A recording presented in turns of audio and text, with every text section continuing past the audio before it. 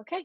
Well, before I introduce myself and formally introduce these two incredible doctors who have been willing and carved out time in their days and lives to be here today and share their experience, I'd like to take a moment to center and breathe.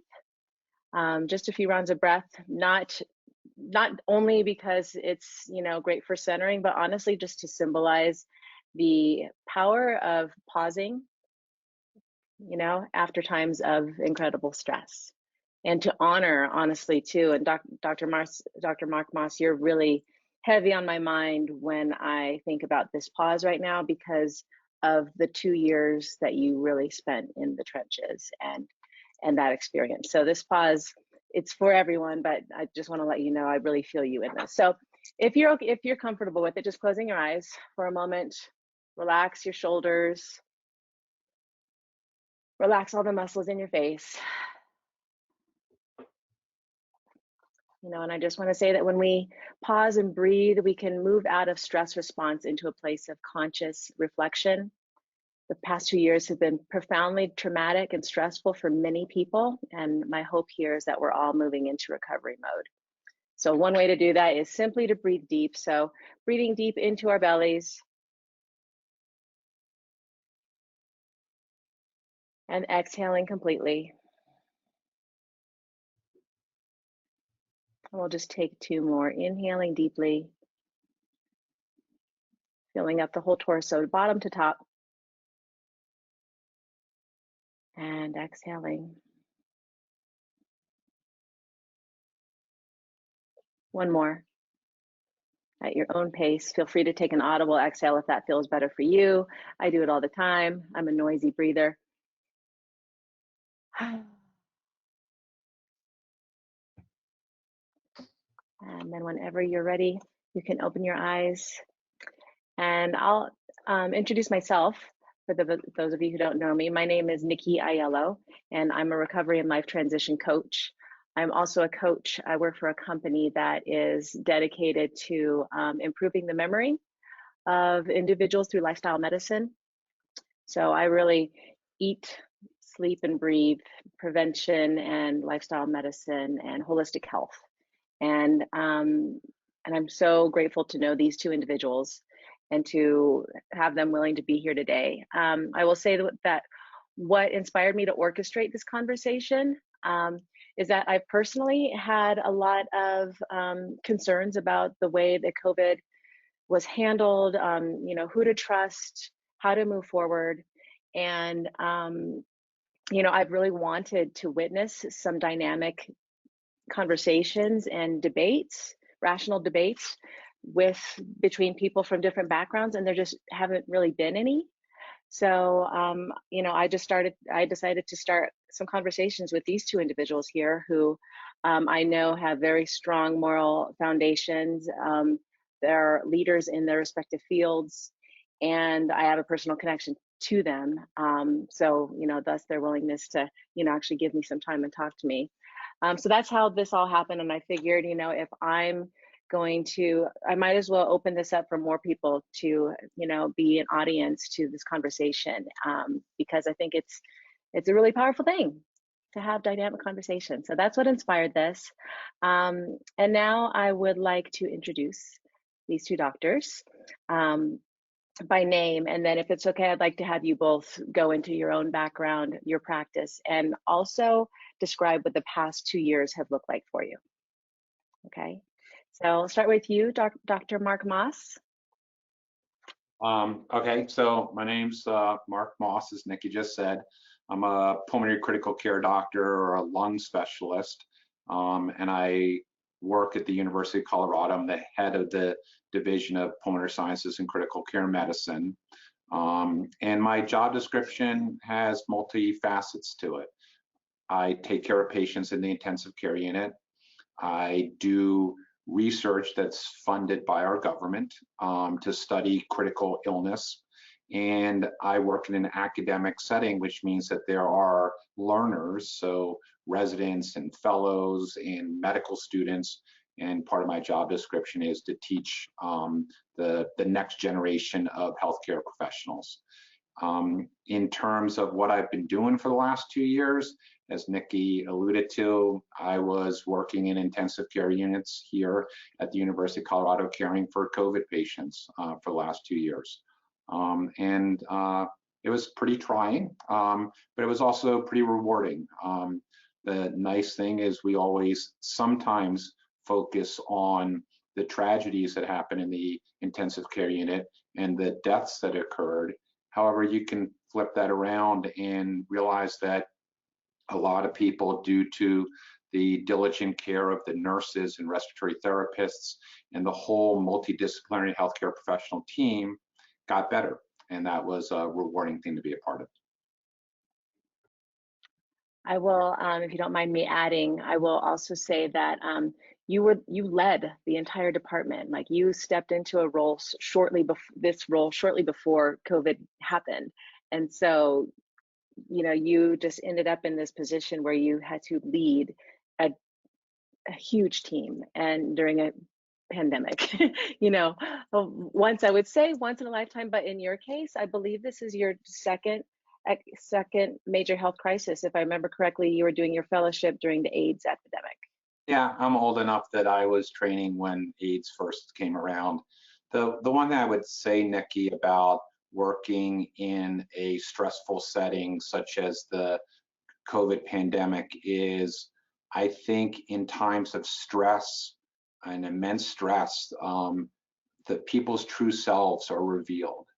And I think what I saw with the majority of people is that we're fortunate. We have a lot of good people that we work with that were willing to step up and literally put their lives on the line for their patients. And again, it was rewarding to be in that position to work with others to step up in a public health crisis and work together in a collaborative way and see the rewards that occurred, which was people got better. Thank you. Dr. Force, Dr. Marc Force, we have two Marcs here today.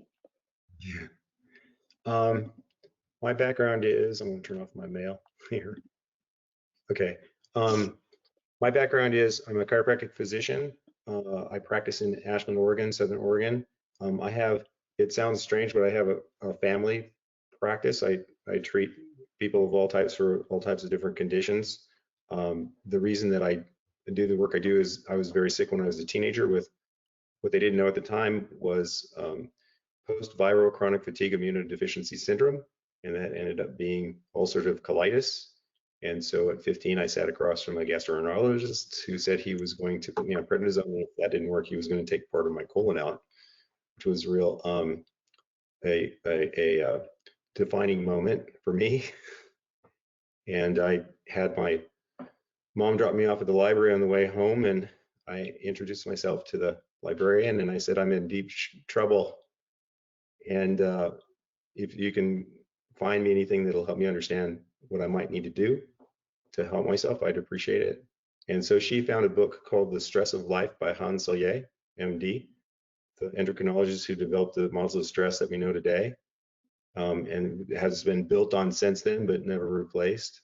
And reading that book, I realized that I needed to manage my physical, mental, and chemical stress, and I started doing that, and I started healing. So my background is that that natural methods helped me, whereas medicine wasn't able to at the time. And so I've become, because of that, I'm a real strong believer in the idea of functional approaches for certain patients. That's the answer for them when other approaches don't work. So I provide my patients what I learned for myself when I was younger and have learned since. And so I combine chiropractic, cranial sacral osteopathy, and other osteopathic techniques, naturopathic techniques, and traditional Chinese medicine into one approach. And at the same time, I use conventional medicine's metrics to measure where patients are at and what kind of responses that they have from care. And it's been a beautiful journey, learning and helping people from that experience. So that's my background. And so then, because I'm so committed to it, I also teach the approaches that I use and what I've learned to doctors, and have mentored and had docs observe, and have done clinical rounds in naturopathic school and in Arizona, that kind of thing as well, and written as well. I'm not published as extensively as Dr. Moss has, which is incredibly impressive. But I love that work, of learning, understanding, and helping. Yeah. So that's it. And Dr. Force, also, I would say you're a leader in the field of applied kinesiology, or is that an overstatement? Yeah, I'm a diplomate and certified instructor for applied kinesiology. Yes. Okay. And I a think believer in it's the. interesting. I find it's, when it's done properly, it's incredibly useful. Yeah. Mm-hmm. Yeah. Thanks. I agree. Well, thank you both so much. I'll take a moment also too, just to let you know the relationship here between us. Dr. Marc Moss and I have become friends through coffee and tea conversations, but originally I know him through yoga. I forgot to mention I'm a yoga teacher. So he was my student for a couple of years, at least. And so that's how we know each other. And Dr. Force was my very first functional medicine integrative health doctor 20 years ago. And when I was a wreck of a human, he introduced me to so much. I meant to have your book down here with me. I can hold it up a little bit later, but you had a huge impact on my life. You've definitely directed the course of it since. Now my life and my career are built on holistic health and preventative medicine. Ever since I've started, the only reason I stopped seeing you is because I moved away, and then you moved away. But ever since being introduced to this realm of health, I've always sought out doctors outside of the mainstream who are not influenced by, the pharmaceutical industry, and who are more focused on root cause rather than symptomatic approaches, and nutrition and all of those things. So it's what I've built my life on since then. And Dr. Force he was my doctor, and I still consider him a mentor in a way, and definitely an influence, and somebody that I can reach out to. So I'm super happy to be in touch with both of you guys. So thank you so much for being here today.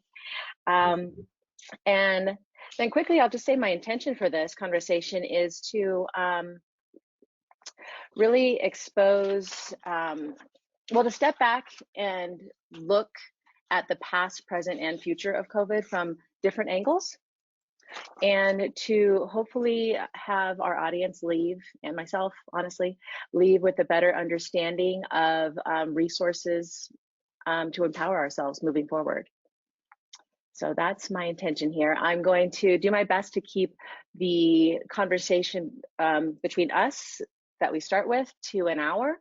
I have a few different areas of the different topics I intend to cover are distrust in the medical system, research and studies, COVID long haul, and prevention.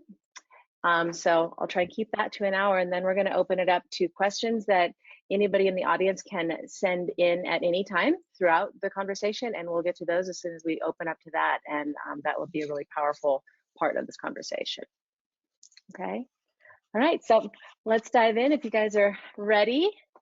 The first area, distrust in the medical system. I'd like to know why, in your opinions, is there such a distrust in the medical system that was exacerbated by the pandemic? And maybe Marc Moss, do you want to start? Sure. Thanks, Nikki. I think it's a really important question. I think it's multifactorial, like many things are. I think there was clearly distrust for, we'll say, the government prior to the pandemic in a certain group of people around the United States. And you can extrapolate that to distrust for the establishment. And I'll give you an example of that. Prior to the pandemic, I was taking care of a patient in the intensive care unit who was under police custody. It was actually a pretty prominent case in the state of Colorado.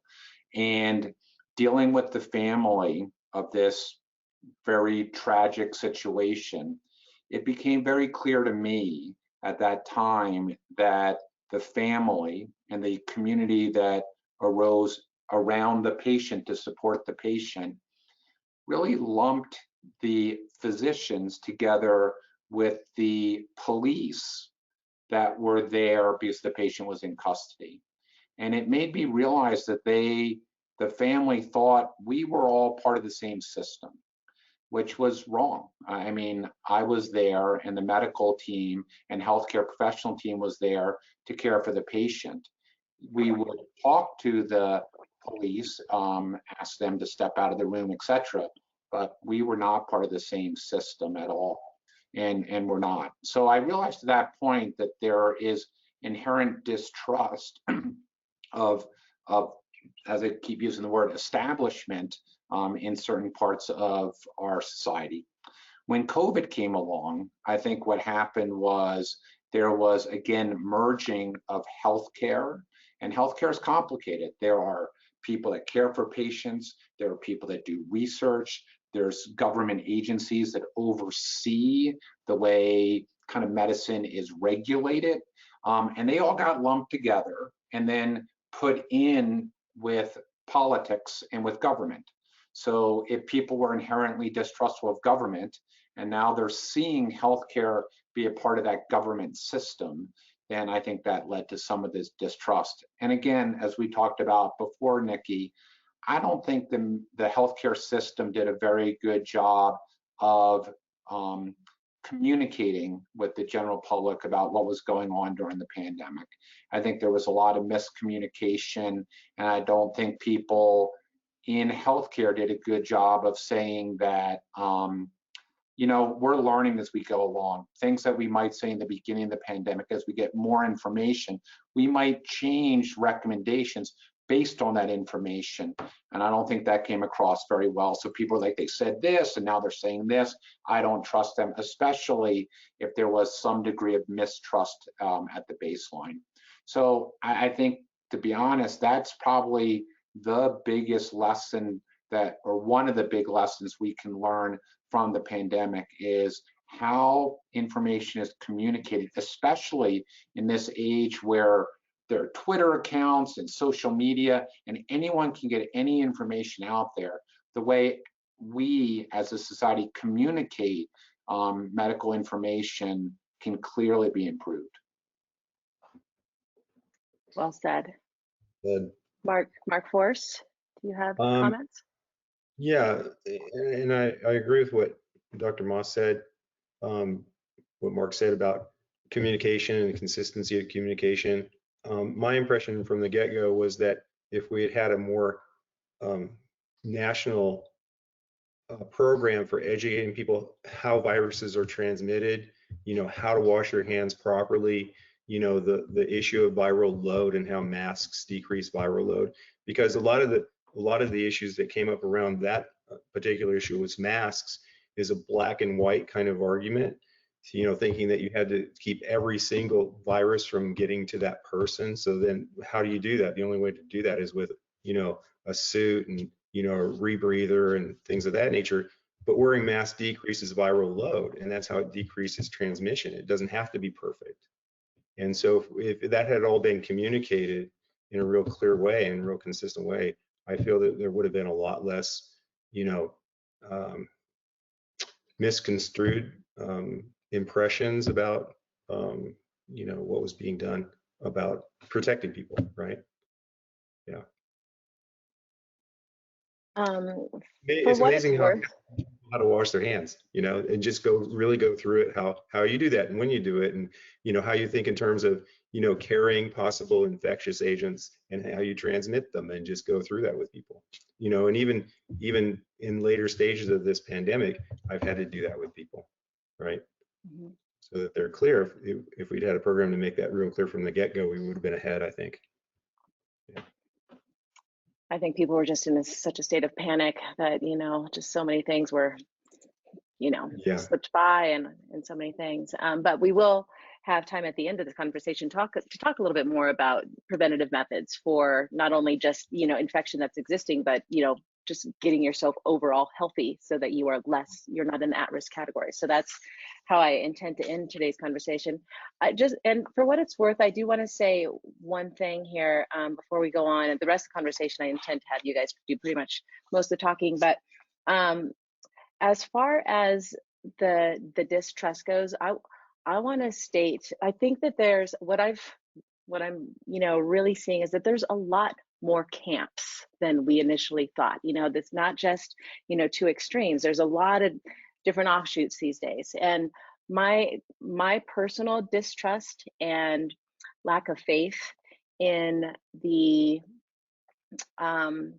government healthcare recommendations was not due to conspiracy theories, and it wasn't due to not trusting the establishment as a whole. It was in regard specifically to healthcare, or to health. I mean, my own personal belief is that our government and FDA standards of health are very low, in my opinion, compared to other, countries in the world, and just compared to my own standards. So there's that, which makes me not necessarily, I don't go to mainstream, I don't go to the FDA for health advice. I find a functional medicine doctor, and I find other people who have the same values as me. So there's that, which led to my lack of faith or my wariness. And the other part was, I'm also, my personal opinion is that the pharmaceutical industry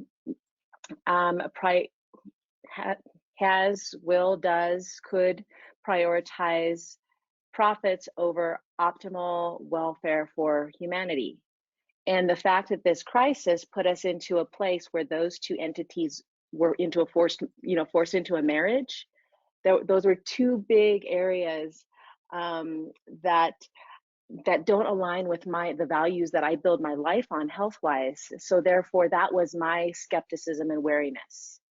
And so it left me open to a lot of different, people and organizations that were speaking out on things. I don't gravitate towards the extreme, but that's, for what it's worth, that's where my distrust came from, and that's where my questions came from. Mm-hmm. So we don't have to go into that. I just wanted to put that out there because I don't think I'm alone. I know that me and my, the people that I hang with, that in my circles, similar sort of mindset. Okay. So can I add one quick thing to that? Again, yeah. it gets back to a little bit to communication. So really what the National Institute of Health, the funding agency for research in the United States, did is at the beginning of the pandemic, they realized this is a big problem and we don't have the resources to be able to tackle such a big problem. So you can either try to keep industry, pharmaceutical companies, away and separate from the government, and that's the way it's usually been done. But what the NIH did is said, we need an all hands on deck approach, and we're going to bring the industry in and work collaboratively to try to improve the healthcare of the country. And I can understand how that could be weary and concerning if it wasn't regulated and watched in a very careful way, and again, communicated. But that was the thinking, is that we're in a really difficult situation. We need to pull everyone together to work on a common vision and mission to achieve certain goals to improve the health of the country. But it wasn't communicated. Right, yeah, there's definitely communication. The communication is the answer for all healthy relationships, whether it's government and the general population, or you and your spouse, Marc Force, were you going to say something? Yeah, I agree with that. I mean, that was the appropriate approach for the pandemic in terms of response, to be collaborative and communicate as much as possible between all parties and make sure that all the lines were open so that you could come to understanding about what needed to be done more quickly, right? And you could develop protocols more quickly and that kind of thing. And so it was amazing, as I kept track of it, how much research was being put out and how much the forums that put out peer review studies they just boomed. It was pretty crazy trying to keep up with it all, and all over the world.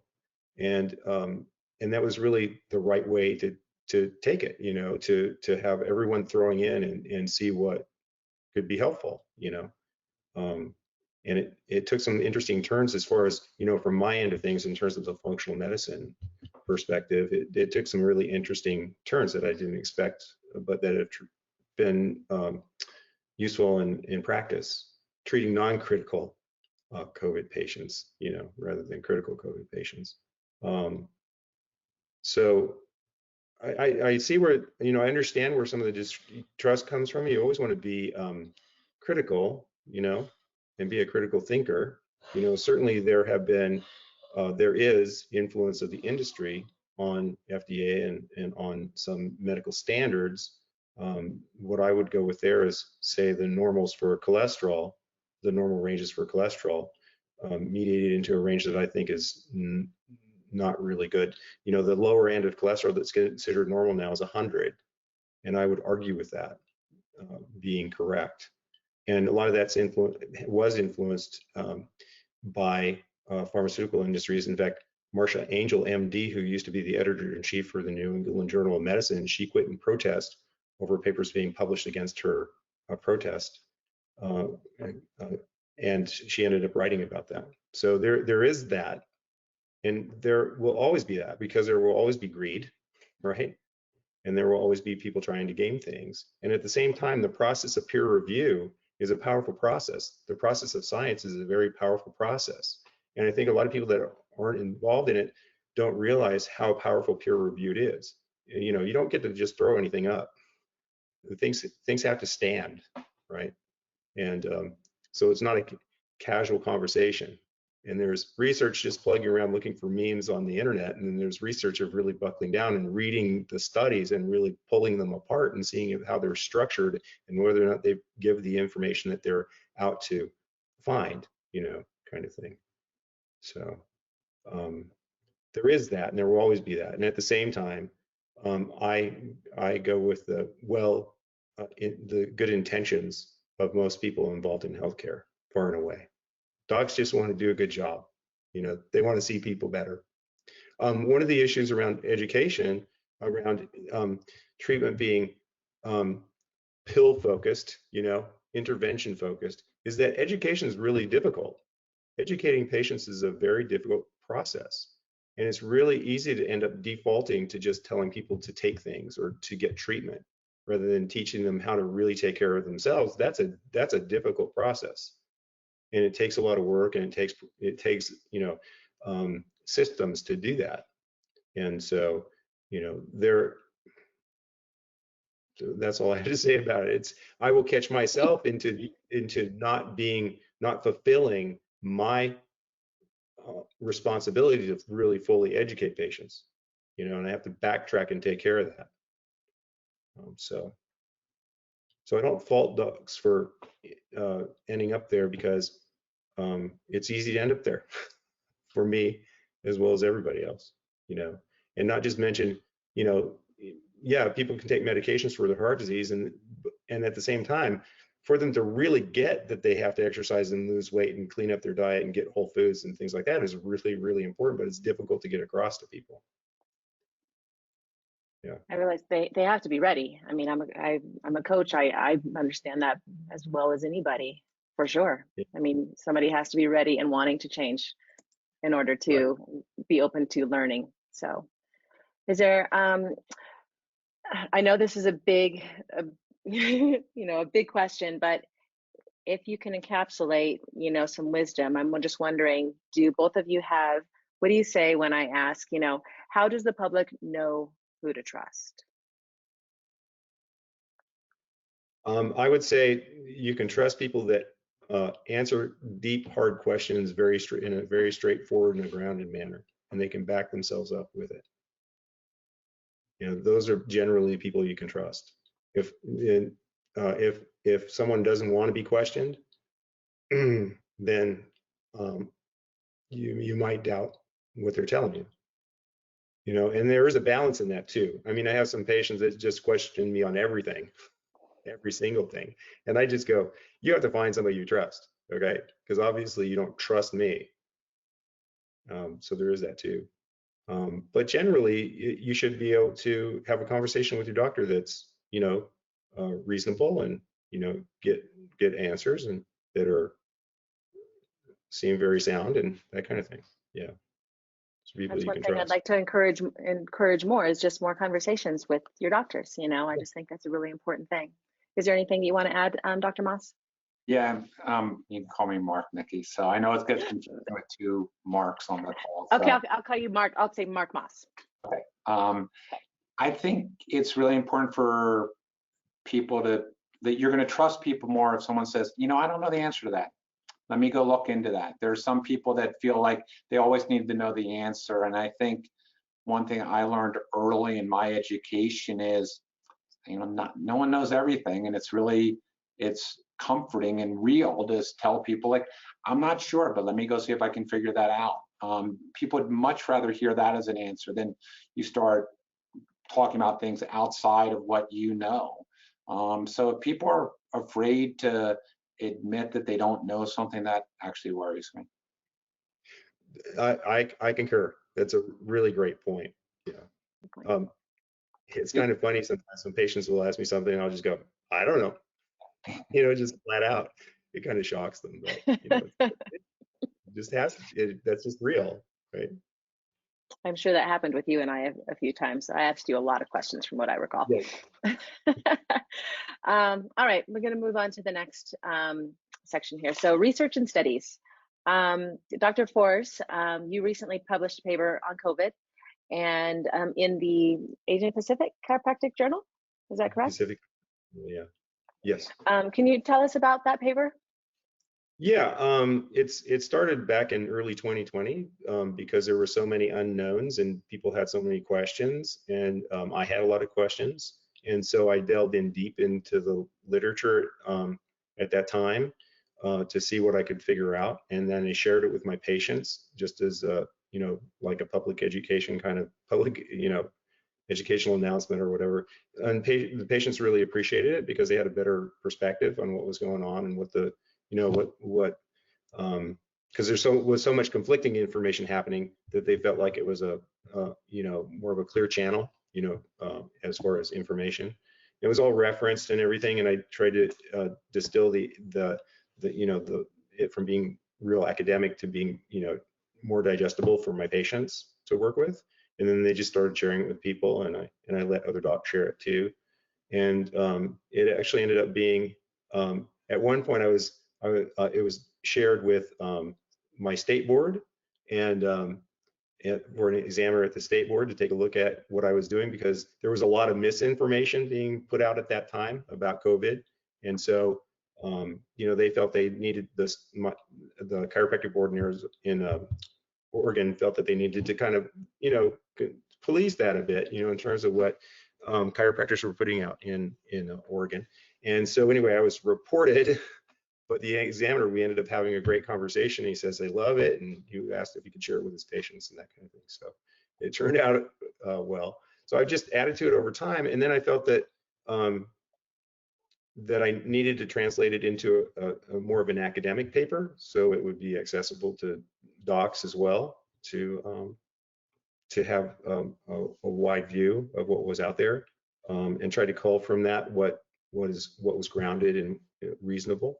And on my end, especially with regard to the clinical nutrition part, because I'm so involved in that, I wanted patients to have something, and also as in teaching, the docs could have something that they could kind of stand on to refer to.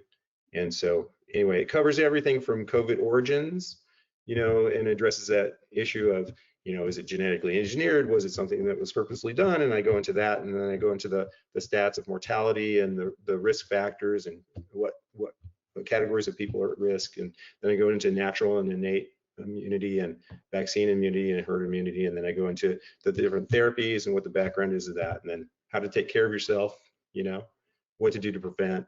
And then I have a section on long COVID as well and what that is. So we can talk about those things. So anyway, I'm very, very happy with it. And it was well received. by the profession, or is generally well received by docs that I shared it with of all different backgrounds. And so it was actually really great to share with the local MDs and DOs here in the Rogue Valley area, and it was well received. So that was fun, because I believe that we should all be in on conversations together and work to serve together. Yeah, each doing our part. Right. I So read anyway, I read your paper. I read your paper twice, and with that kind of stuff, I have to read it numerous times in order to, and like slowly, and take notes and all that sort of thing in order to grasp it all. But yours was actually quite easy, not easy, but more. I was able to understand it easier than other papers that like Marc Moss has sent me. But I think, you just practice. A lot of it is practice. And I wish I didn't have a full-time job and I could do more of this. But that's why I have to defer to outside individuals who I trust yeah. to kind of do what you did. That's super important. You mentioned natural immunity and vaccine immunization, and that was going to be my next question. Anyway, I would love to know what you both have to say about natural immunity versus vaccine immunization. Mm-hmm. Whoever wants to start. Why don't you go on, Mark? Or why don't you Okay. go for it? Okay. Natural immunity is real, and it does produce real long-term immunity when it functions properly. Doesn't always function properly is the thing. And so there is a place for vaccine. Certainly there's made a huge difference in mortality rates with the vaccine, and it's ended up being that most people that end up in ICU far and away in the 90th percentile are people who are non-vaccinated. So that's a real thing, the benefits of vaccine. There are some issues associated with vaccines in terms of adverse reactions, but when you look at the numbers in relation to the decreases in mortality rates from getting the vaccines, it's a positive cost to benefit ratio, on that score. So that's where I go on that. I don't think there's enough accounting or recognition of natural immunity, is my personal view, and contributing to herd immunity. So you have herd immunity oftentimes only being calculated from the percentage of the population that's vaccinated, and that's not entirely true. So that's where I am on those things. Yeah. Yeah, I would add a few things. I agree with what Mark said. I think the other things that are important are, few misconceptions, Nikki. Number one was people like, well, the antibodies go away over time. And that's true with anything. Your body can't be constantly making antibodies to everything forever. Your body's smart that way. It would use way too much energy if all we did was make antibodies to things. So what happens is if you've been exposed to something, you have these memory cells that when they see the antigen again, when they see the virus again, they've already have all the machinery made and they can start pumping out the antibodies again. So people are like, well, it doesn't last for a long time because your antibodies go away. That's true with anything. So again, just so people understand sort of a little bit how the immune system works. The other thing that I think is important is people would ask the question in the beginning, well, I had COVID, why do I need to get vaccinated? And I think there are a lot of reasons to that. But I think one thing I just want people to think about is from a public health standpoint. So you have a country of 300 million people, and now you have a vaccine that that works, and the majority of the people in our country are adults, so maybe it's 200 million people initially that you needed to get vaccinated. And the question is, how do you do that? How do you put together a program that can roll out a vaccine in a timely manner? And I think part of it was, we also realized at that time, it's hard to think back to a year and a half to almost 2 years ago, there wasn't good testing in the beginning. Like I can tell you at the beginning of the pandemic, it sometimes took a week to get a COVID test back on somebody. Now we have them, people have them in their drawers. You can do them at home. The technology has, in a good way, advanced about that. So I think part of why people were told to get vaccinated if they thought they had COVID is, if you're trying to roll this out across the country, how are you going to COVID test everybody? And then if they're not COVID positive, or if they didn't have antibodies, et cetera, it was going to get very complicated. And I think what people made as a calculated decision was, let's get everyone vaccinated and make it simpler to roll it out on a public health standpoint. Because as Marc Force said, the risk-benefit ratio initially for older people was pretty great for the vaccine. So I think we have to think about, how did people operationalize what was going on across the country to try to get the right therapies to as many people as possible. I think that was part of the decisions that were made to roll out the vaccine, even if you thought that you had gotten COVID in the past, because not everyone really knew they had COVID. Maybe they thought they did, etc. So I think there was a public health aspect of it. I think the other thing is that, if you knew, if you got the vaccine, then you were more likely to have a more robust immune response. So I think it was just a safer way to go in the beginning. And you've raised questions now, like, what do we do with people unvaccinated with natural antibodies? I think there are future questions that need to be answered. But I think there was a public health aspect of how things were rolled out.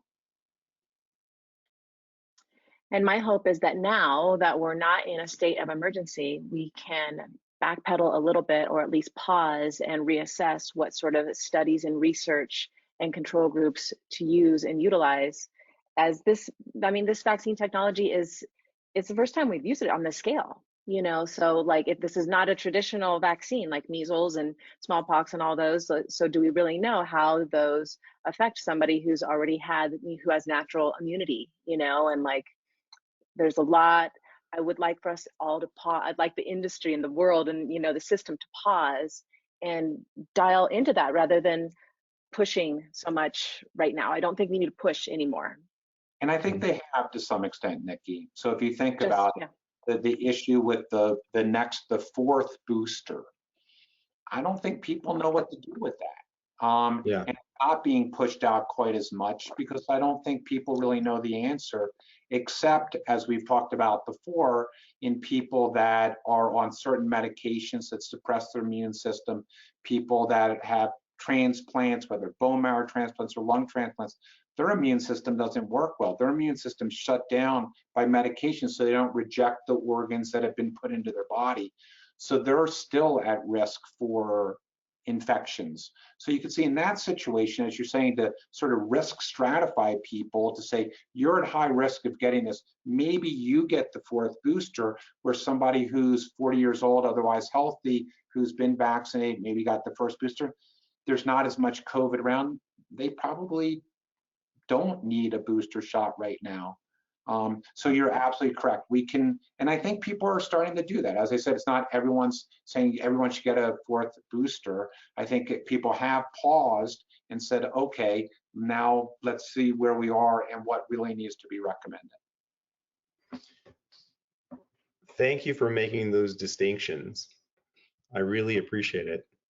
I'd like to underscore a couple of things that Marc Moss said about the distinction between immunocompromised versus people who have normal immunity. There's a vast distinction as far as the rationale for boosters in the immunocompromised group. Whereas people ask me about the boosters all the time, and I just go, I don't see it really justified for you. I don't see the point. And the argument for boosters is that the immunoglobulins go down too, and like Marc Moss said, and it's supposed to go down.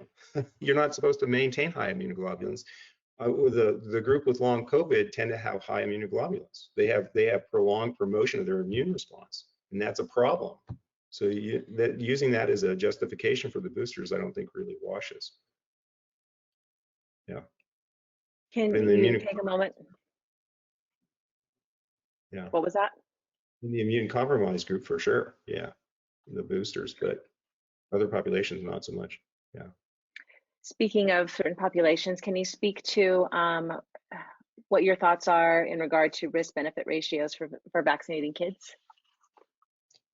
I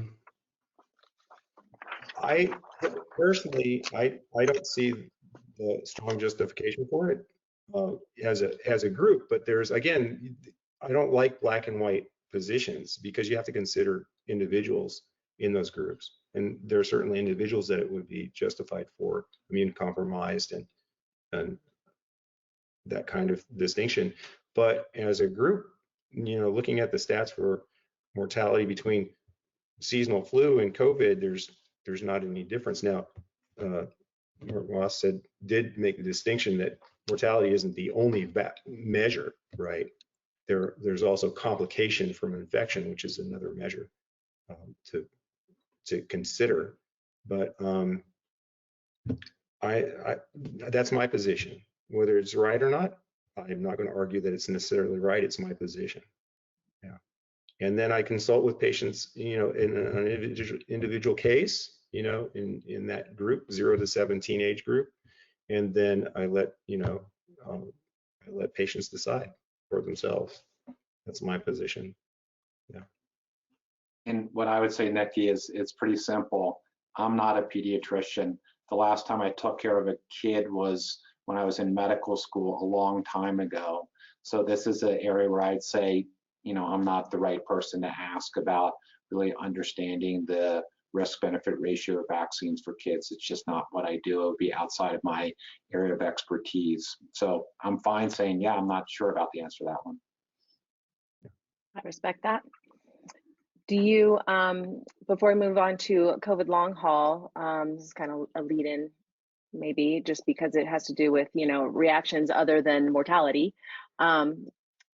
Myocarditis, what do you know about it? What do you have to say about it? I'll go first on that one. So again, why is there side effects of things like this? And our body, not the vaccine, our bodies aren't perfect. And sometimes our bodies make antibodies to things that it's trying to fight, like COVID, but those antibodies cross-react with other parts of the body. A good example of that, which everyone's heard of, the disease rheumatic fever that causes problems with the heart valves, that's all due to people had strep infections, and certain people made antibodies that fought the infection, but also caused damage to the heart valves. That's what rheumatic fever was. So the concept of your antibodies cross-reacting with something else is nothing new. So there are reports of people getting inflammation of the heart muscle, which is what myocarditis is, from vaccines. And it's due likely to this cross-reaction of the antibodies that those individuals make, for some reason cross-react and attack the heart muscle a little bit. The issues with myocarditis is there's myocarditis and then there's really bad myocarditis. Some people with certain forms of myocarditis are very sick from that, and it can be a lethal disease. Other forms of myocarditis, patients, they get better. And what it seems like, at least for right now, is that the vast majority of cases of myocarditis that people are getting that are associated with the vaccine, that are very rare to begin with, they get better over time. So everything has risk benefits ratios to it. That's one thing that we've learned over time is a risk of getting the vaccine.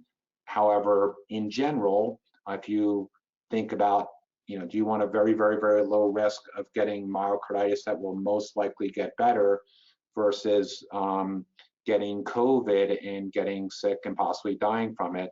What the studies have shown is that the risk-benefit ratio is, for most people, in favor of getting the vaccine. Not everything we do in life has risks involved, and it's good to understand them and know what you're signing up for, so to speak.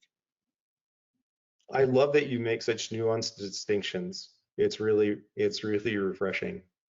I really appreciate that. Yeah, it's so intellectually honest, right? Thanks.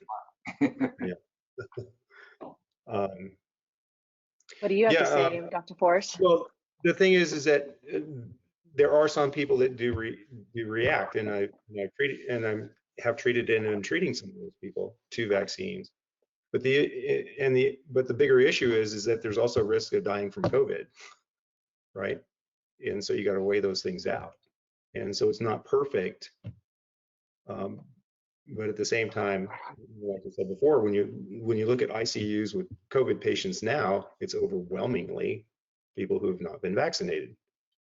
And the argument against vaccines even are that, well, it doesn't work because people get breakthrough infections, but that's of a completely different order. When people get breakthrough infections, they're moderate to mild infections that don't hospitalize people because they have the immune response already stimulated from having the vaccine. So there's benefit there, in the bigger picture. But if you pose, disingenuous arguments by picking part of the information, you can make it look like it's not worthwhile, right?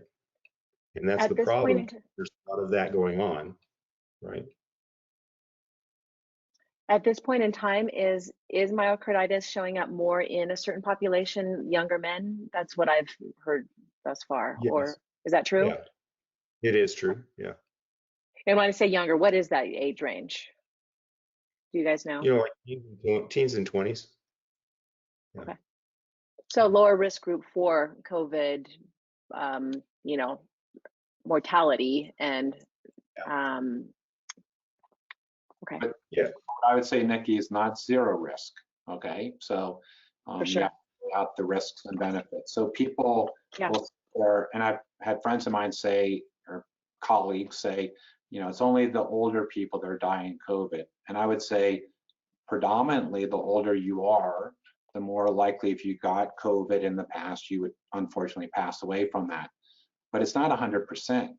It's not that nobody. And the other thing, again, you talk about, it's what we talked about with the vaccination with children. We talk about living or dying, okay? And that's clearly important. However, if someone said to you or me or anyone, hey, you're going to get COVID and you're going to be in the intensive care unit for 3 weeks on a life support system under heavy sedation, getting, procedures done because, your kidneys have shut down and you're going to be on dialysis also, but everything's going to get better. And it's going to take about a year until you maybe feel back to normal. Again, we talk about mortality as being an important endpoint. I think that concept of if you're going to get sick and end up in the intensive care unit and live, but be there for 3 weeks and have all the sequelae that come from being that critically ill, that needs to get weighed into it too, not just living and dying. Absolutely. Absolutely. Thank you for that. Yeah. Shall we move on to COVID long haul? Sure. Sure. Oh, I'd love to know what you both know about it and what's happening in the world of medicine. I think Marc Force is going to have more to say about it, so maybe we'll start with Marc Moss. Sure. We have it's a really important problem. And again, when people say, oh, I'll just get COVID and then I'll get it done with, and I'll move on. Well, you're at risk for these long-term complications that can affect your morbidity and your quality of life, not just affect whether you live or die. And it's complicated.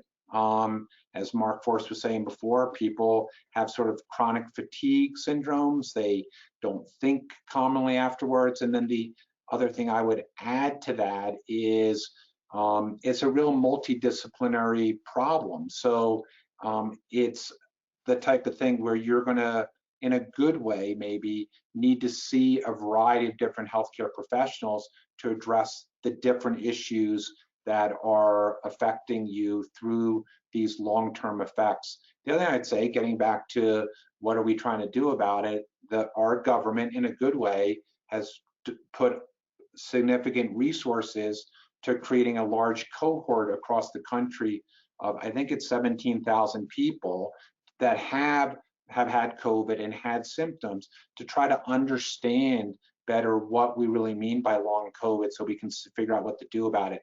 Because what I think is going to happen is acutely COVID's going to sort of go away. And hopefully we're at that stage now where, as we talked about before, only the immunocompromised, which are important, are going to be at risk for it.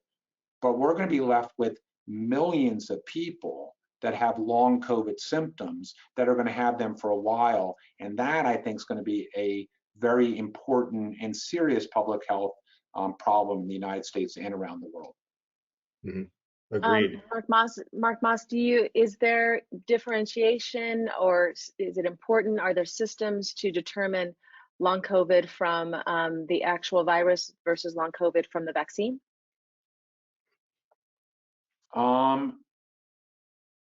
I think that's something that I don't know for sure, but I would think in a study of 17,000 people, you maybe could be able to tease that out.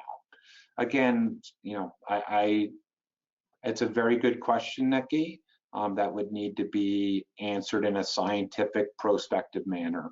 And I think that's what this cohort will hopefully be able to do. Marc Force? Okay. The issue of long COVID is kind of in my area. I've been, because of having post-viral chronic fatigue immunodeficiency syndrome, it's an area of interest of mine, right? It's personal. And then over the years, I've ended up working with patients that fit that category.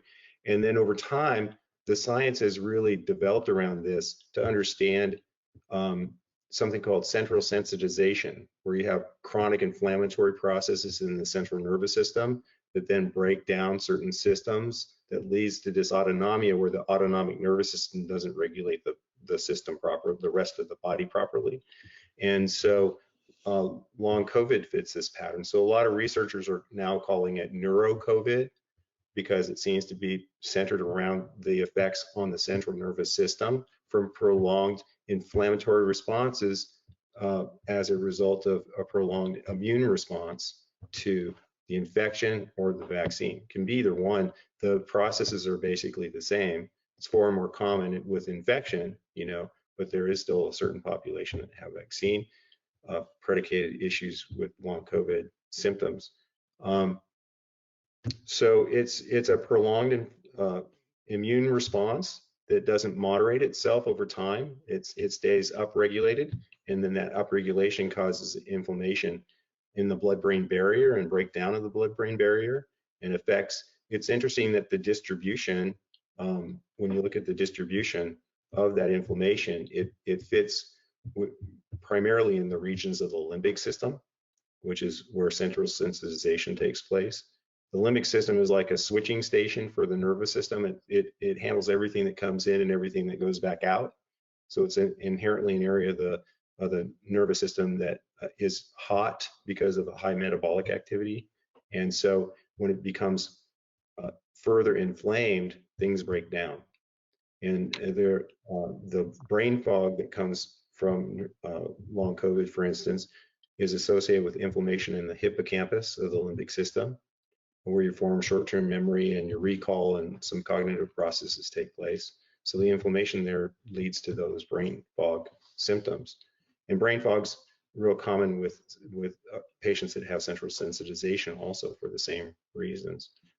So as far as working with patients with long COVID, what I'm seeing real consistently is that it fits that pattern of central sensitization. You have to address their over-amplified immune response and moderate it. You have to start controlling their inflammation. You have to heal the blood-brain barrier, and then you have to calm down the limbic system. And there are strategies for all of those things.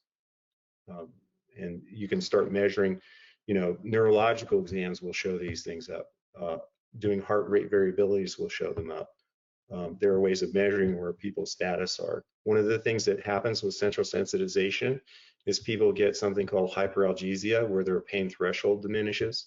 And so you can measure pain thresholds by calf pressure tolerance and, you know, monitor their progress over time and things like that. So there are ways of, it's not this mysterious thing. There are ways of measuring it, and there are ways of treating it and measuring progress with it. But it does take it's complicated. It's not a simple thing helping people recover from long COVID. One of the things that is also associated with it is breakdown of the normal regulation of the adrenal functions. And there's this huge range in adrenal functions, and I know it's real controversial. There tends to be pegging people that they either have normal adrenals or they have Cushing's disease or they have Addison's disease, and there's nothing in between. But there's a lot of variation in between about how the adrenals function, and they play a role in regulating systems throughout the body. So when that breaks down, people are just washed out. Basically, long COVID is getting your circuits fried and getting your reserves, your batteries run down at the same time. And so Horrible combination. It's a terrible combination, and it just takes a lot of work to help people recover from that. Yeah. And you're about to put out a program. I'm sorry? You're about to put out a program that people can sign up for.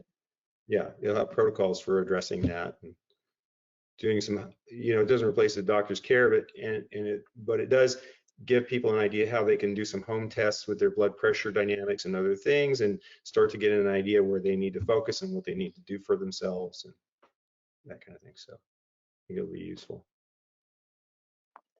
So after this, for individuals who are interested in talking to you about that program or just talking to you in general, they can reach out to you via email or your website? Yeah. Email for now. What is your, okay, email, what is it?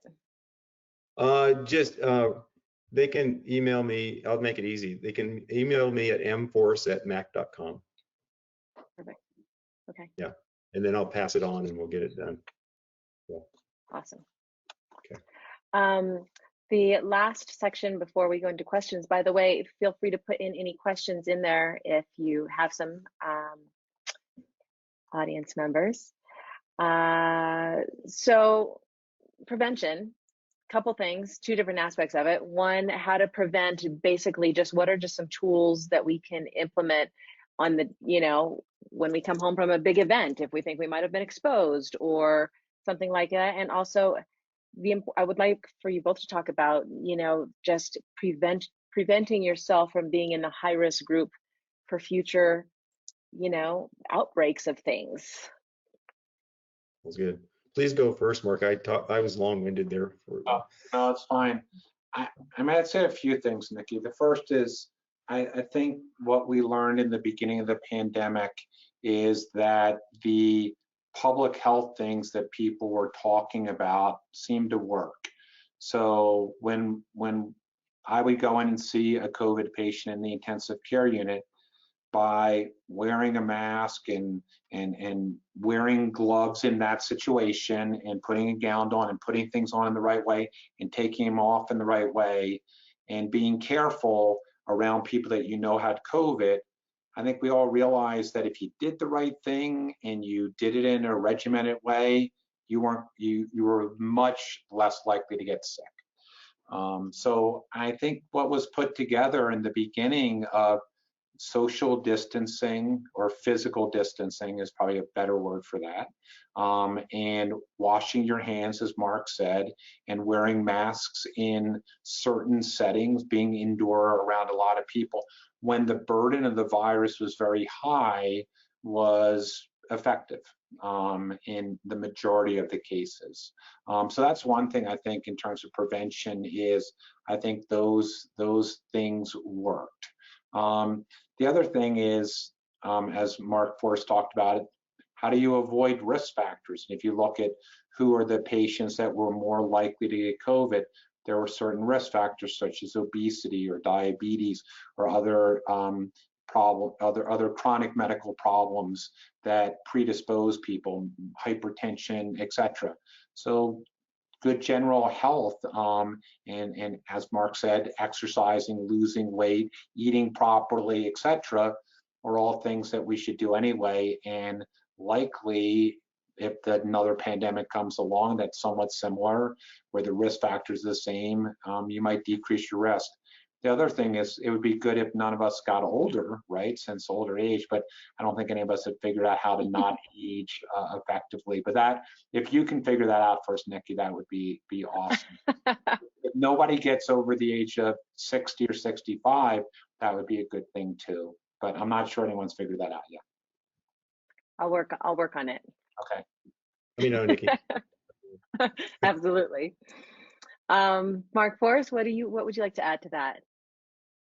It's mostly basic things, and you were asking about if someone was in a situation where they felt that they were exposed. I'm an advocate of nasal and of lavage, and also gargling, because when you get exposed to viruses, if you can wash them out of your system right as much as possible right away, you're going to decrease your viral load. People have the misconception that you get exposed to one virus, you're going to get a single virus, you're going to get infected. That's not true. It's the viral load. When it exceeds your capacity is when you're going to become infected. So just by decreasing the load on your system, you help protect yourself. And so I'm a big believer in neti pot, nasal lavage, and gargling as one of the ways to decrease your risk if you feel you've been in a situation where you're likely to have been exposed. I've been touting the iodine washes. How do you feel about the iodine? I do often include a little bit of liquid iodine in a nasal lavage, and it's useful. Yeah, in my opinion. And there's some research to back that up too, as well. Yeah. To give you the counter or additional complementary side of it is there are now antiviral medications that if people take them, sort of like Tamiflu for influenza, that people are much less likely to progress on and getting sick. So if you really know that you have COVID infections and you're in high risk categories, as Marc was talking about, it's now recommended to take an antiviral medication, which has been shown to decrease your chances of progressing and ending up being hospitalized. So again, it gets back to what you talked about, Nikki. I think it's very, very important. In the beginning of the pandemic, no one knew what to do. We were just kind of in an emergency state, treating everyone the best we can. Ideally, what you want to do is personalize the treatment to the individual. And what I'm saying is when people have risk factors and have known COVID infections, there are other things that have been shown and proven to be effective at decreasing the progression to requiring hospitalization and getting sick. Well, since we're on this, go ahead, Marc. I want to address one of my pet peeves about preventing infection, and that's the general wearing of gloves. Most people don't know what they're doing when they're wearing a glove. They don't use them properly. They end up actually increasing their risk for transferring a virus wearing gloves than not wearing gloves. They're much better off not wearing gloves and washing their hands than doing that. And so generally I educate patients to give up that practice. Yeah. Thanks for that. It makes sense. Do you have, Marc, do you see any questions? I do not. Marc Force, okay. Yeah. I'm surprised about that. So I have backup questions. For everyone still on, you are welcome to ask any question, and we would welcome it. We would look forward to it. So anything you have in mind, please put it up there. And while we're waiting on that, since we're kind of on this subject of kind of prevention and treatment, et cetera, I'd love to hear what you guys have to say about the different, groups that came out during the pandemic, such as the FLCCC and their prevention protocols and that kind of stuff. I'll go first, Marc. Yep, go for it. The FLCCC, I believe, has some good ideas, based on what I know and what I've been able to observe in practice. My impression is that they tend to play a little loose with things. I don't agree with all of their recommendations. I think that they're big on ivermectin. Ivermectin has some research to support it, but it's not a panacea by any means. And so that's what I have to say about them. I think that as far as other groups, there's I think they're really the predominant group. That's the one I speak to. What about you, Marc? Yeah, I think it's kind of concerning. I maybe feel a little bit more strongly than you do about it, Mark.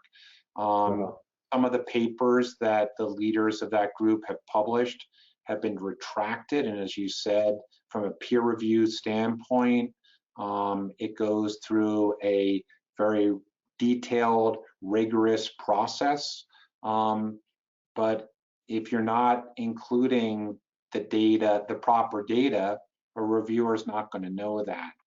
So what happened with now, I'm pretty sure 2 of papers published by that group, people at the journals, after they were published, went back and asked for the data. And as you know, and I know, you published articles, you keep that data, because if somebody wants to question your results, you've got to be able to say, here's the database, here's the data, and it lines up exactly with what what you published. And 2 of their papers, as I said, have, when they asked for the data did not line up with at all what was published. And that's very concerning to me. And since we have a few minutes, I'll tell you a story that I learned a while ago. Is we, in conjunction with a colleague of mine, we had published a paper in a good medical journal, not the New England Journal of Medicine, but a good medical journal, about a potential therapy for ARDS, which is really what COVID does to the lungs. And this was back in 2009, when one of the H1N1 influenza pandemics were occurring. And I was talking there, a patient wanted to be transferred down, or a doctor wanted to transfer a patient down from Pocatello, Idaho to Colorado and fly them down, who was very, very sick. And when I was talking to the doctor in Idaho, he didn't know who I was. It was totally fine. He had said, gee, we've done all these things. And one of the things he had tried was something that we had published on as a preliminary thing. And what it made me realize is, when you publish something, people might actually do what you write about. So, and it really might impact patient care. So it really, really worries me when people put their pre-notions before the data, publish things that could impact patient care, and then you find out it's not true. That majorly makes me worry about the credibility of the people that are, maybe, I don't know, it's just my thought, maybe putting their ego ahead of what is actually going to impact patient care. You never want a paper to be retracted. To have 2 papers retracted is pretty egregious. Thank you. I'm going to interrupt for 1 second, and then Marc Force can comment on that. And this question, actually, that a friend sent in, kind of goes back to that, Marc. So I'm not sure if the questions are coming through, Marc Force. My friend said she sent one, but it's not showing up. So maybe if you have sent in a question, maybe take a screenshot and text it to me. My number is 303-515-1477. We can do it that way. 303-515-1477. Text me. And right now I'll read this one question that came in. You may have just kind of answered it.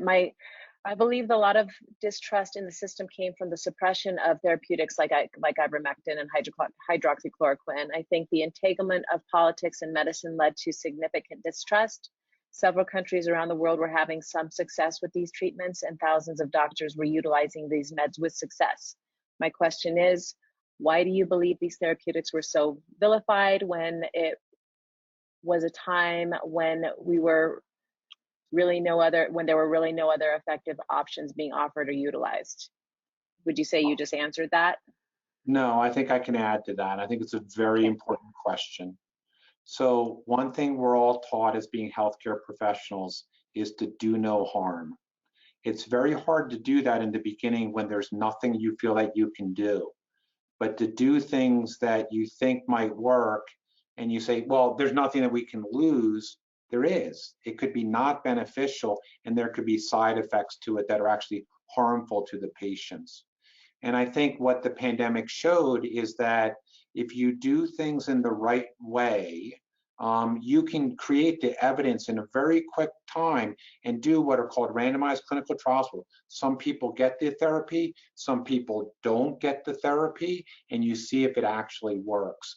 So I wouldn't say that the therapies like hydroxychloroquine or ivermectin were vilified. I think that's the media, and I think that's the politicization of the process. I think what most people would have said is, we don't have sufficient evidence to show that they're really effective. So many people would say, let's not do something that could potentially harm the patient when we don't know it's going to help the patient. And let's wait for the true evidence to come out, which happened. Vaccines were developed, corticosteroids were shown to be effective for people that are critically ill and have saved probably millions of lives. So I think people want to wait for the proper type of evidence that supports the intervention that then should be used on a systematic way around the world. And I don't think the evidence was there in the beginning for those therapies. And what I can tell you is, for hydroxychloroquine, ivermectin, when the randomized clinical trials were done in certain settings, it showed they were not effective. And I'll go to the in certain settings part, which I brought up yesterday. When we went over that test, it showed that they were on, that ivermectin study was done on immunocompromised individuals who already were pretty developed as far as COVID goes, at a dose that some people may say wouldn't be effective at that time. So, and your response to me yesterday, which I remember very well, was, studies are meant to answer a certain question. So provided the study answers that a certain question, then that study is relevant. So, and then my argument is, okay, well, I'd like to see more studies with different factors. Absolutely. And the problem, Nikki, and this is a problem with the number of patients you need. So the one reason that people study patients that are, we'll say, immunocompromised, at higher risk of having a deleterious or a bad outcome, is if something is effective in that setting, you don't need to study as many people to show the effect. To show a difference between a mortality of 2% versus 1% requires hundreds of thousands of people. It's very hard to show small differences in benefit of an intervention, which gets back to why it's so hard to do studies that are being preventative in nature, because you have to wait a long time to see if they get the disease or not. Most of the people aren't going to get the disease. They're harder studies to do. They're probably more important studies to do, as you would agree with. They're just harder to do.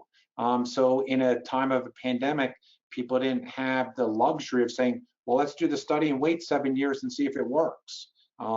So part of it's just how people try to advance science in the most effective way possible. And you're right, one thing you never want to do is extrapolate something and say, well, it was shown here, so it's got to work there. It might not if it doesn't make sense.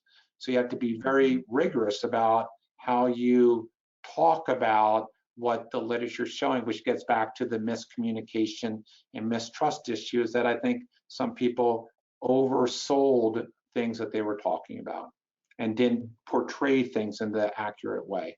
And I don't think it was due to, bad intent. I just don't think many of the people that talked about things were properly educated on how to talk about things to the public. So note to self, get people who can speak very well, and in those, just how you described. We have a number of questions that came in. Okay. So let's see, this first one. Where do I find the true data on the non-vaccinated being the majority of the hospitalized? Are they there for COVID-19?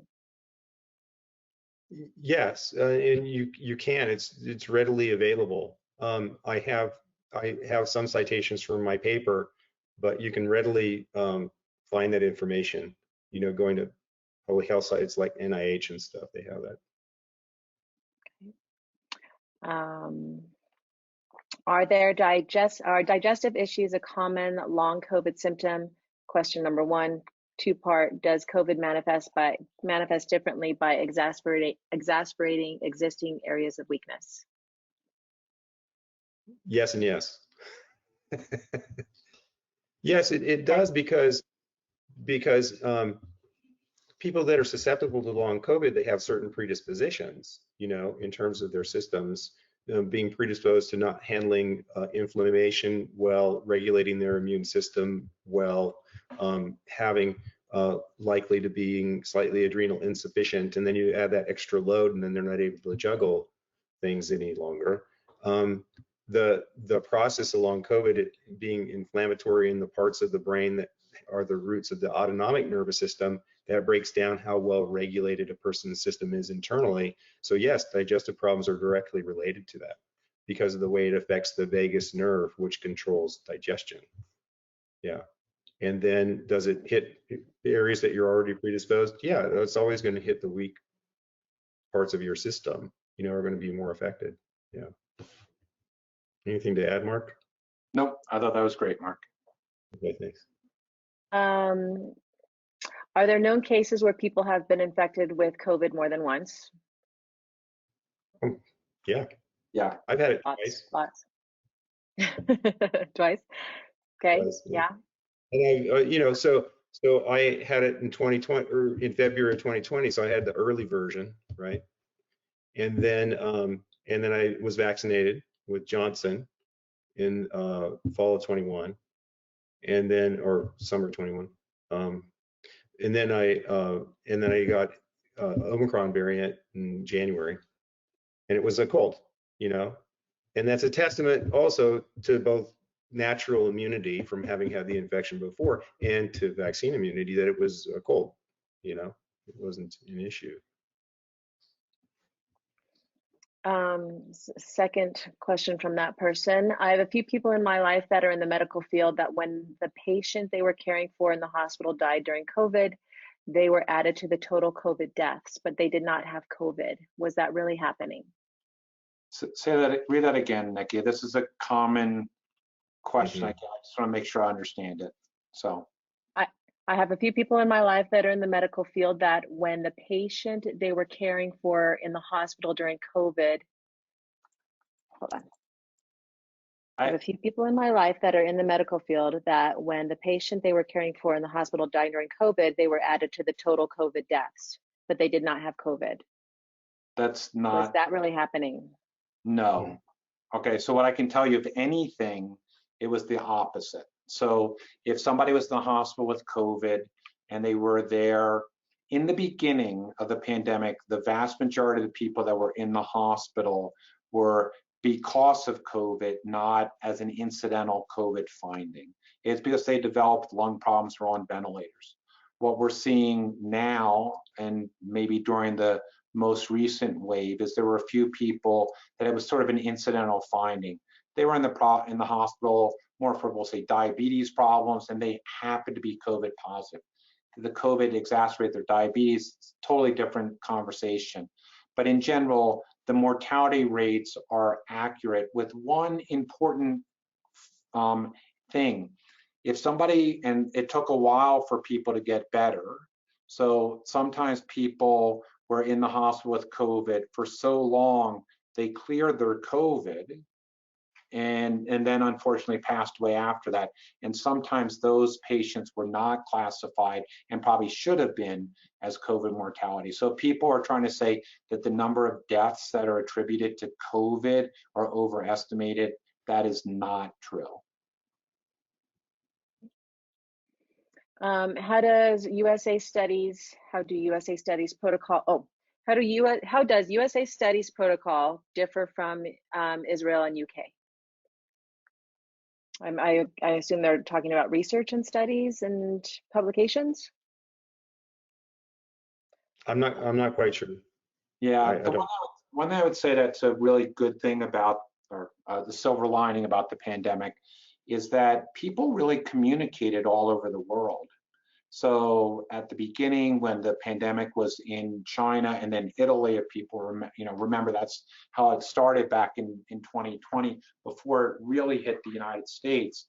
People were communicating. So there might be some nuances about how people are treated differently around the world, but I can tell you, the United States got hit before India did, and I had colleagues from India emailing me, calling me up, saying, "What are you guys doing with this?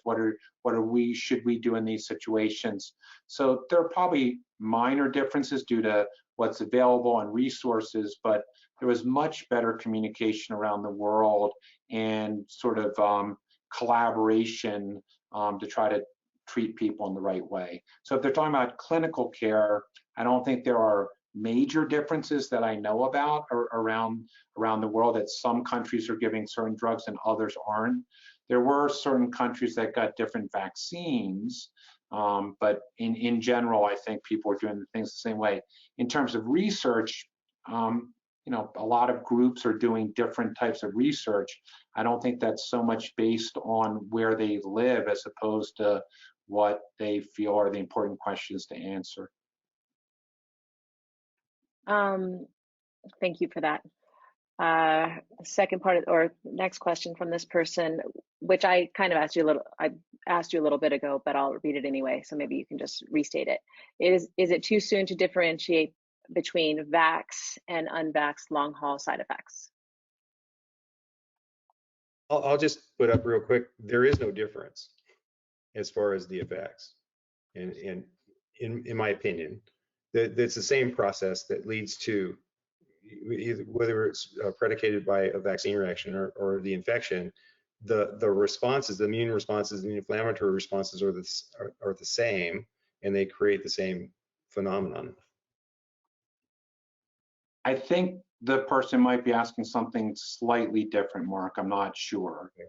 What you're saying, I would agree with, is the way the body responds to the infection versus the vaccine are similar. I mean, our body can only make antibodies in so many different ways. I think what the person might be asking is, if you have long-term symptoms that you think are related to having the virus versus getting vaccinated, are they different? And I would say, I don't know, but I would think the answer is probably yes, because the reaction you get from getting the vaccine is you don't really get the infection. You are given some of the materials that make the protein that then stimulate your immune system to make antibodies. That's very different than having the virus circulating all around your body, causing the side effects that could occur long term. So, so people, many people that got the vaccine, I mean, when I got I didn't feel well for the next day. I had a little bit of a headache. I felt like I had sort of flu symptoms. That was your body making the antibodies to the mRNA that you were given, as opposed to you have active viral load circulating through your body, affecting all the weak areas that Marc Force was talking about.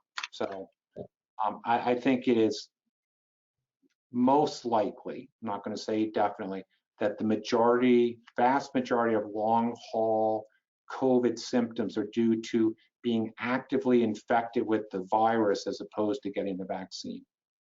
That's a guess though, but I feel comfortable about saying that. I agree with you. I agree with you. What I see is that the people that I'm seeing with long COVID, they don't still have active infection. Right. They have the fallout from having had the infection and being able to get their immunity regulated. Yeah. Yeah.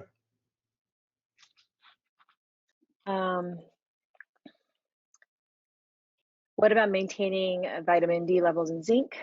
We talked about this yesterday a little bit, Dr. Force. Yeah, I consider those to be real basic. People can go, I have people come in with shopping bags full of vitamins that they're taking. And the conversation is always, they're supplements for a reason. They're supplements to your diet. Your diet has to be the first line of defense. It has to be the foundation for everything. So, you know, I advocate, my standard thing that I advocate for people is get on a Mediterranean pattern diet, you know, whole foods, fresh foods, organic whenever you can, you know, lots of variety, lots of vegetables, you know, that's your foundation, and lots of natural oils too. It's surprisingly common that people are vitamin D deficient. And what I've seen is that it's very common when I talk people into actually eating a Mediterranean pattern diet, which includes small fish, they end up being in the normal range without having to supplement vitamin D. And so, you know, that's always preferred, you know, over supplements. But I do believe that it's ideal to be in the range of 60 to 80 for your vitamin D levels. And that there's a number of studies that put that level, that break point of around 60 as being optimal. In particular, Mark and I talked about I asked him about a study by a British Medical Journal from 2015 looking at ARDS, acute respiratory distress syndrome, and it showing that there was distinct breakpoint at around 60 sufficiency for vitamin D, and people having serious complications from ARDS. And so that's my standard, is to hit that point based on that, and other studies that follow along with that. And then zinc is a very key nutrient for immune response. There's a lot of research on zinc and its effect on immunity. And so if anything, I would pick those two as targets to work with to be in a good range. Generally, people with the most common reason overall that I see people with a low alkaline phosphatase, which is a enzyme that's tested on the metabolic panel, being 50 or below, is zinc deficiency. And so it's surprisingly common that people are zinc deficient. And so I really look for those two things. Well, there's a lot of things I write about in my paper, but those are really the two upfront things. That and vitamin A sufficiency, which means you get enough vitamin A in your diet.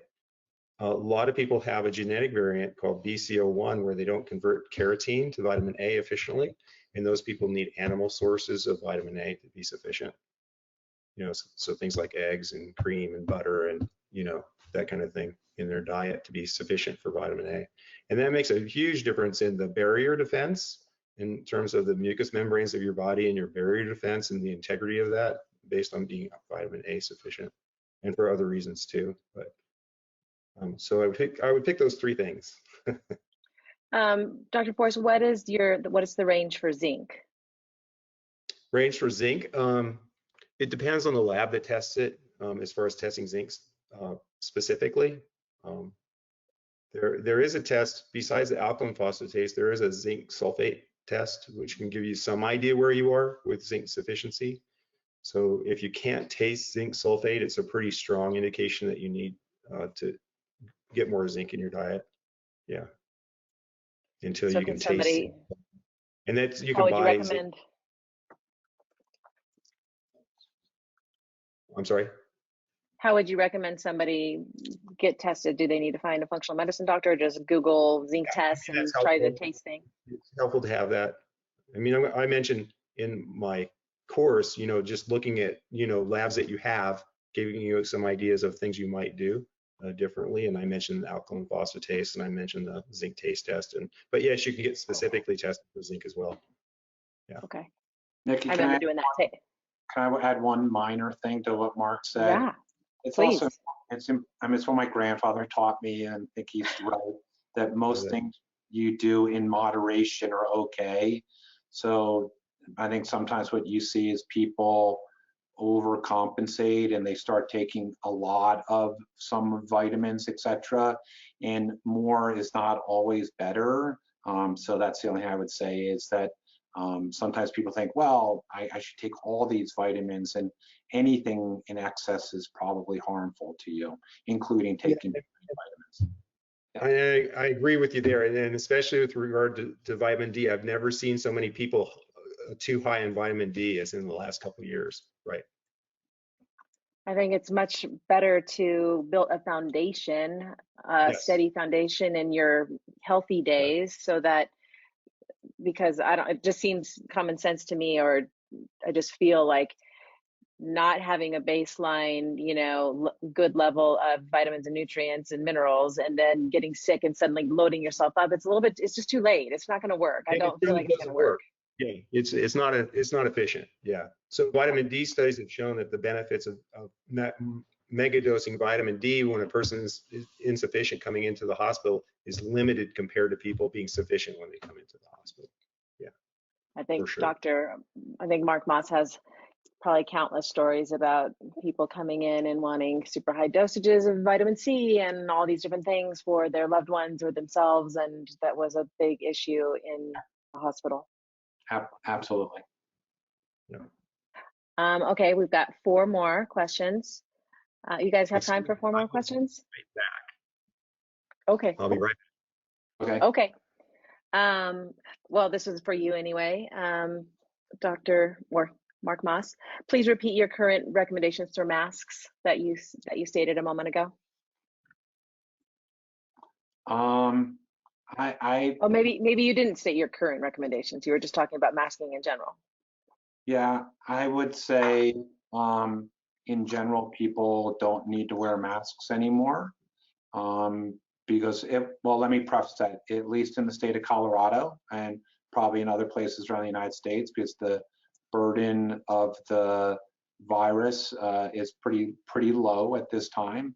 I think the exception to that, as we keep alluding to, is if you know you're in a very high risk group where you might not have a normal immune response, then I think things change there. So I would go by the routine guidelines that people are reevaluating that based on the burden of disease. And right now it's pretty low. So I think it's okay that the majority of people don't wear masks. Thank you for that. Okay. Let's see, I'm going to come back to that one, I think. As I mentioned on this call, that acute COVID is waning. Is it that, or as it was mentioned on this call, acute COVID is waning. Is that due to the virus mutating to a less severe variant or herd immunity or both? I'll repeat that question since you just came back, unless you heard it. Okay. I heard it. I think it's because, and I think there's a major caveat to saying that. In the United States, that's probably true. In other parts of the world, it's probably not. So if we're going to think globally, what's true? That that the pandemic is waning in the United States. So in other parts, that the variant is becoming less severe.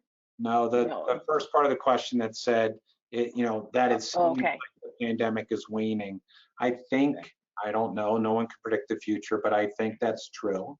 And what I would say the reason that is for all the things we talked about, is that people got the infection and have normal natural immunity from it, and or people got vaccinated, so that there aren't enough people around that are immunocompromised that can't have a effective response if they get infected. And therefore, what we're seeing is, people are saying, is that when people do get another round of COVID, it's more of a head cold, because your body's immune system can ramp up and fight the virus because it's seen it before.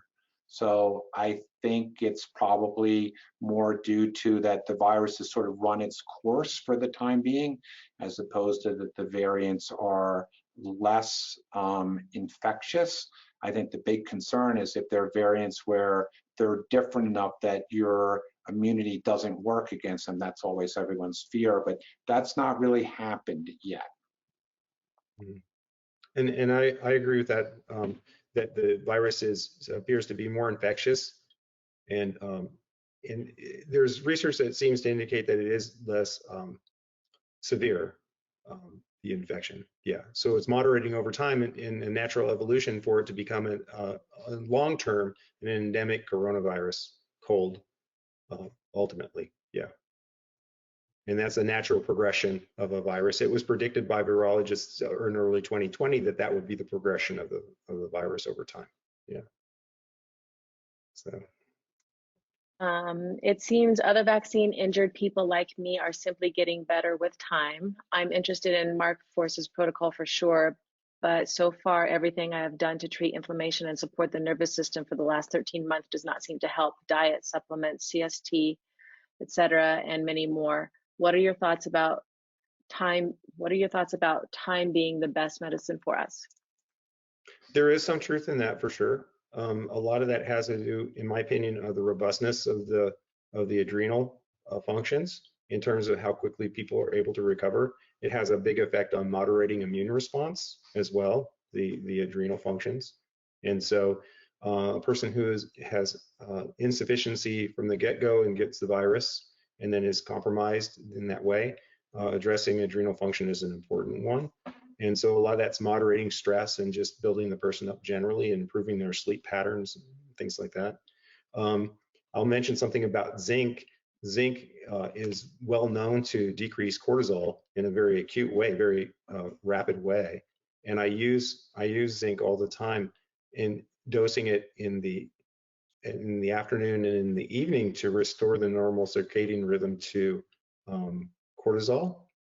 And it improves sleep patterns and is really useful to get people on a healing path as part of their protocol for long COVID. And I find it, clinically, I find it really, really useful. You know, you get the sleep restored for someone and then they can get their feet under themselves and it really helps.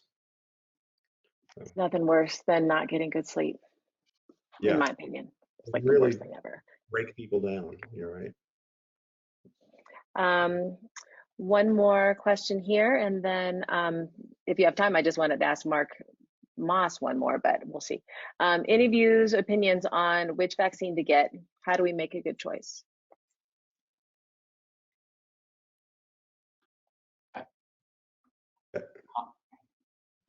I think the evidence shows that the Pfizer and Moderna are probably better vaccines than the Johnson & Johnson at this point in time. In the beginning, I think getting a vaccine was better than nothing.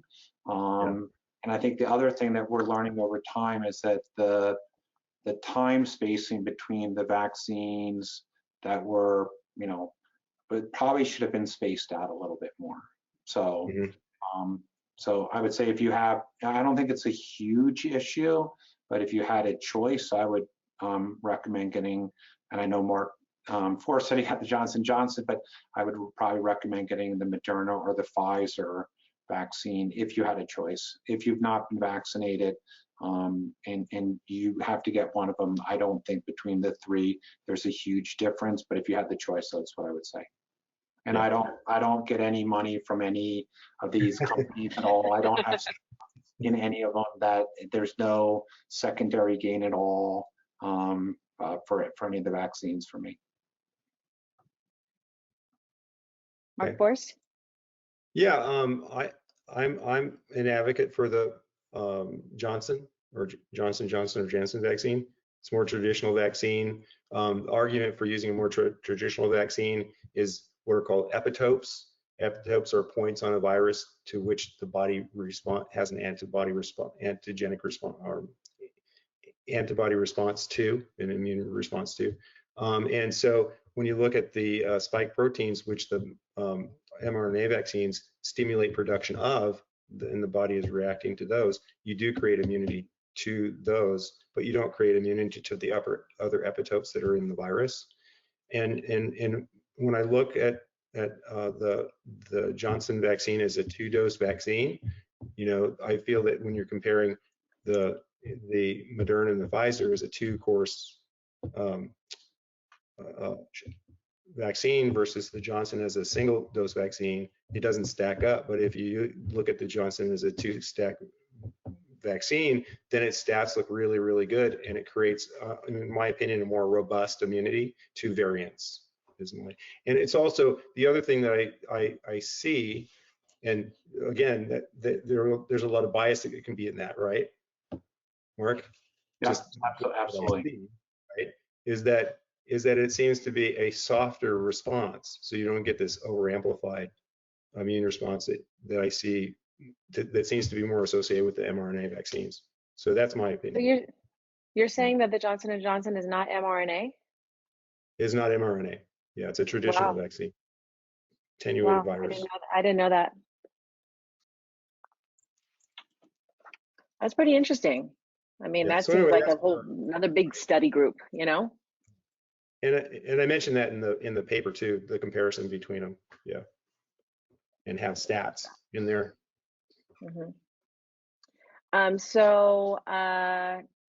However I present this video in the future recording, I will somehow connect your paper to that and your information. Let's see. What I'd like to end on today, if you guys are up for it.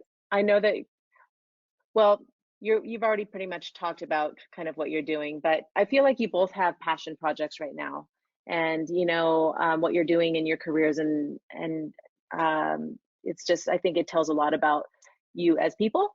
And Marc Force, I think right now it's, you know, your COVID long haul program, you know, based on your paper and putting that out. Marc Moss, if you wouldn't mind talking about some of the stuff that you've shared with me that you're working on, I think it's really fascinating. Sure. I mean, we've been interested in the psychological distress in healthcare professionals for close to 20 years now, and really initially focused on intensive care unit nurses, and showed that close to 80% of intensive care unit nurses had some degree of psychological distress, whether that was symptoms of anxiety, depression, post-traumatic stress disorder, or burnout syndrome.